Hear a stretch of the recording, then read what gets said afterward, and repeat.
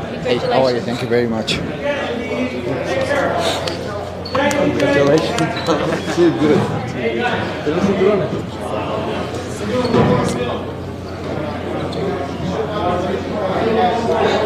Ilia, congratulations on the victory. Now, I want to ask you, is it true that you were already celebrating the night before? Was that a celebration dinner before you got in the octagon? Yes. It was? Yeah. Now, does that mean you won't be celebrating tonight? I'm going to celebrate it tonight also. Okay. The next picture. Now, that's 3 back-to-back-to-back knockouts against 3 legends in the sport. Are you sure you don't want to just face Justin Gaethje to keep the momentum going and get another knockout to a legend? If the UFC wants me to, of course. Why not? I will be ready. Now, we saw Paddy Pimblett come in there. If you were to fight Paddy Pimblett, do you think that might be at a different weight division? Because he looked like a heavyweight in there. What was going through your mind when Paddy Pimblett stepped in the octagon? Like heavyweight, he's that little pimple. He's fat. He's not someone that looks big because he has that muscle. It's because he's very undisciplined. ¿Cómo es undisciplined? Fat. What was going through your mind in the octagon when he walked in? Did you think it might get physical? I saw fear in his eyes, and you know, the eyes never lie. Ilia, you came through fight week this week with so much confidence. It felt like you were walking around already feeling like the lightweight champion. We saw your son with the little belt when he walked in this afternoon as well. Talk to us about that confidence and, you know, already believing that you had the belt before you won it. So the truth is that I'm like this, you know. I have the confidence because I work really, really hard for everything that I want in my life. I know what I'm able to do inside that octagon. Maybe I used to sound a little bit cocky, or they think that I'm cocky, but the reality is that I work really hard, and I know that no one can match my level of skills inside the octagon because I know what I do in the training sessions. I know what I do in the sparring sessions. I know how good I am. I know that I have that blessing from God. Let's say it like this. Talk to us about that moment where you threw that right hook and, you know, Charles was already going down. You carried on going as you should as a fighter. First of all, I break him with the jabs. Yes. Absolutely. Jabs in the face, jabs in the body.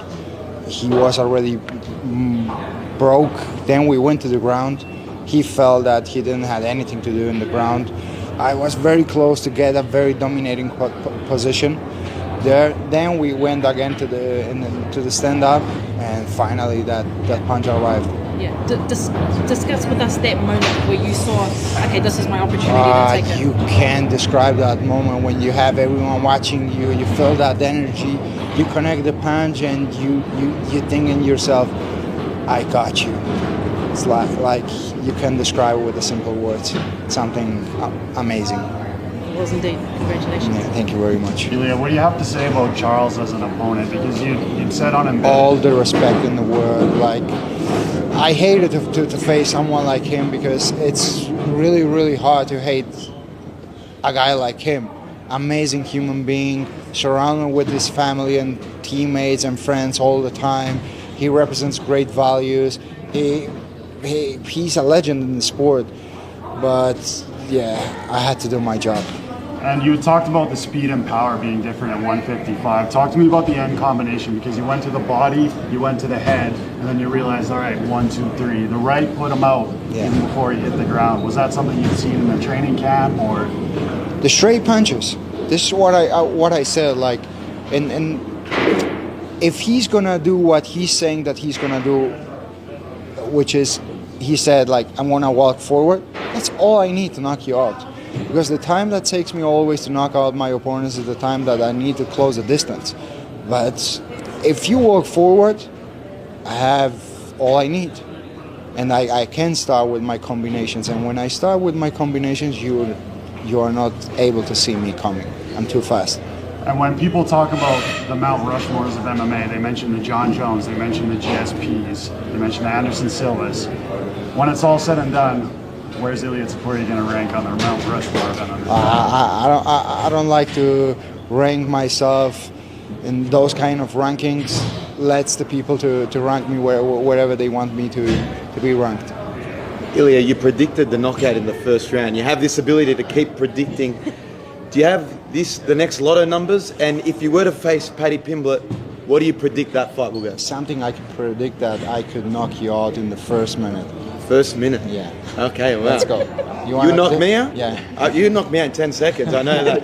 No, but what gives you the ability to predict? To predict? Yeah, your fights. It's like when I get the confirmation of the fight and I sit with my team and I watch my opponents, we start to analyze everything. And I'm really realistic. So sometimes I'm like, it may gonna take me 2 rounds, 3 rounds to knock him out because they move really, really good side to side. They like it takes me a little bit more time to close the distance. Mm-hmm. But when I see someone like Charles, I'm like, what you gonna do? I'm gonna knock you out real quick because he doesn't know how to move side to side. He doesn't move backwards.